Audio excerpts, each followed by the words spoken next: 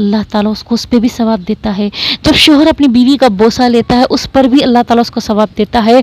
और जब शोहर और बीवी के दरमियान हम बिस्तरी होती है उसके बाद रात में उठकर वो गुस्ले जनाबत लेता है तो उसकी बदन पे से जो पानी निकलता है ना, जो गिर रहा होता है, जो बह रहा होता है गुस्ले जनाबत का, तो वो पाकी जो है गुनाहों से धोता हुआ जाता है। उसके गुनाह जितने भी उसने किए होते हैं ना पूरे दिन भर के, वो क्या होते हैं, वो ख़त्म होते जाते हैं, धुलते जाते हैं। अल्लाह अकबर, सुभान अल्लाह।